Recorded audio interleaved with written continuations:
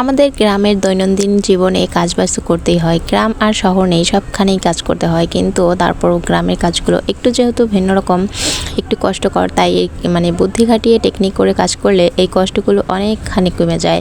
তো আমি কিভাবে কাজ করি, কি ট্রিক্স ফলো করি, সবটাই থাকছে এই ভিডিওতে। প্রথমে আমি জালটা ধরিয়ে তারপর চাল ধুয়ে নিতে আসলাম। এদিকে দেখেন আমার জালটা কত সুন্দর ধরে গেছে। এটা কিন্তু একটা ট্রিক, মানে সময়ের এক প্রকার অপচয় না করা। এরপর আমি ভাতটা উঠিয়ে দিয়ে আমি চলে গেছি মানে আমাদের সবজি বাগানে কিছু ডাটা নিয়ে আসতে। আর গতকাল যেহেতু আমি সব কিছু মরিচ পেঁয়াজ মশলা টশলা সব কিছু রেডি করে রাখছি, তাই এখন আর কি ডাটা নিয়ে ডাটাগুলো ছেলে নেব আর কি, বেছে নিব। তো এখানে ডাটাগুলো অনেক বড় বড় মোটা মোটা ডাটাও ছিল আমাদের বাগানে, কিন্তু ওই ডাটাগুলো আরেকদিন আমি দেখাবো মাংস দিয়ে রান্না করে। কিন্তু আজকে আমি একদম জালি জালি যে ডাটাগুলো সেগুলো নিয়ে আসছিলাম। আর তারপর সুন্দরভাবে বেছে নিতে হয়। এই ডাটার মধ্যে কিন্তু আবার কিছু পোকা থাকে, যেটা খুব ভালোভাবে দেখে আর কি বেছে নিতে হয়। তো আমি খুব ভালোভাবেই আর কি বেছে নেওয়ার চেষ্টা করতেছিলাম। তো যাই হোক, এখানে আর আলু দিয়ে ডিম দিয়ে আজকে একটা রেসিপি করব। তো তার জন্য ডিমগুলো সিদ্ধ করে নিয়েছিলাম। এর মধ্যে প্রায় ভাতটাও হয়ে যাচ্ছিল। এখন আমি আর কি আলুগুলো ভেজে নিব। আলুটা ভেজে তারপরে আর কি ওইটা মশলা দেব। এরপর আমি শাকের আর কি তরকারিটা প্রথমে উঠিয়ে দিচ্ছি। এরপর আমি মশলাটা ভালোভাবে কষিয়ে এর মধ্যে আলু আর সেই বেছে রাখা ডাটা সবটা দিয়ে আর কি মানে এক প্রকার কষিয়ে নিচ্ছি। তো কষানো হয়ে গেলে আমি ঝোলটা দিয়ে দেবো একবারেই। আর ওদিকে আমি সেই আলু আর ডিমটা ছিলে মানে বেছে সুন্দর করে রেখে দিয়েছিলাম। এরপরে আর কি ওই রান্নাটা করব। তো এখানে শাক রান্না শেষে লাস্টের দিকে কিন্তু আমি আবার একটু কাঁচা পেঁয়াজ দিই। তো প্রায় হয়ে যাওয়ার আগ মুহূর্তে কাঁচা পেঁয়াজগুলো দিয়ে দিচ্ছিলাম। আর এখানে মাছটাও আমি আগেই দিয়ে দিয়েছিলাম, যেটা ক্যামেরায় দেখানো হয় নাই। তো যাই হোক, এরপর আমি আবার এই সেমভাবে মশলাটা ভালোভাবে কষিয়ে আলুর তরকারিটা রান্না করে নিচ্ছি। আর এখানে আলুর তরকারিটা রান্নার পরে আমি অল্প কিছু ভাজা জিরার গুঁড়া দিয়ে দিচ্ছি। তো এখানে একটা ট্রিক্স আপনারা ফলো করতে পারেন, মানে আমরা রান্নার পরে যে কড়াইটা মাজি, এখানে অবশ্যই কালি ধোয়ার জন্য ভীমটা ইউজ করতে হবে। ভীমটা ইউজ করলে হয় কি হাতে তারপর যে মাজনি কোথাও তেমন কালি থাকে না, তেমন কি কালি থাকেই না। এটা খুব ভালো একটা মানে বুদ্ধি। ছাই দিয়ে মাজতে গেলে ওইভাবে কিন্তু পরিষ্কার হয় না, সব জায়গায় কালি মেখে যায়।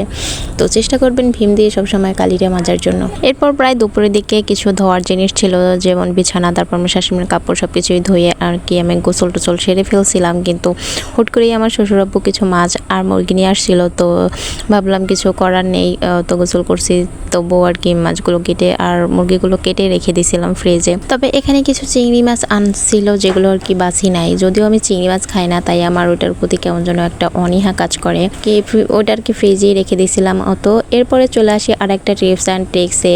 এখানে মাছ ধুইছি, তারপর মাংস কাটছি, এটার গন্ধ তো আছেই। দ্বিতীয় কথা মানে হাতের কালারটাও চেঞ্জ হয়ে যায়।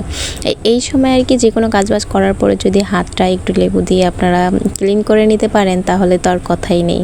মানে আপনাদের যেমন হাত তেমনই থাকবে, ওরকম বাজে লাগবে না। তো যাই হোক, এরপর আর কি বিকেলের দিকে আমি একটু বাগানে চলে গেছিলাম। মানে আমার ভাগ্নি দুইটা ছোট ছোট অ্যালোভেরা গাছ নিয়ে আসছিল ওটা আর কি লাগানোর জন্য। কিন্তু এখানে গিয়ে দেখি মানে জবা ফুল এত সুন্দরভাবে ফুটে আছে, যেটা দেখলেই মন ভরে যায়। তবে এইটার জন্য স্পেশাল থ্যাঙ্কস দেওয়া উচিত আমার ছোট ননদকে, কারণ ওর শ্বশুরবাড়ি থেকে এই ডালগুলো নিয়ে আসছিল।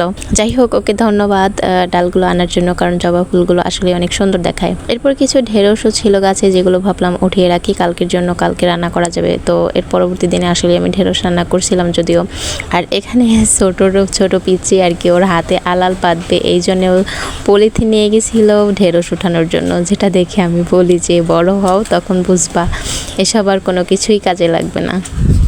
তো এরপর যাই হোক, সন্ধ্যার দিকে একটা নাস্তা রেডি করছিলাম আমি পাউরুটি দিয়ে, তারপর একটা ডিমের মধ্যে অল্প একটু চিনি অল্প একটু লবণ দিয়ে ভালোভাবে ফেটে ওর মধ্যে আর কি পাউরুটিগুলো চুবিয়ে ভেজে নিয়েছিলাম অল্প তেলে। বেশ নাস্তাটা বেশ মজারই লাগে। আর এখানে বিকালে নাস্তার জন্য আমি আলু ভাজি করতেছি। আলু ভাজি আর রুটি বানানো হবে। আর বেশি যখন আলু ভাজি করি তখন একটু পানি দিয়ে সিদ্ধ করে নিই, তাহলে আলু ভাজিটা খুব তাড়াতাড়ি হয়।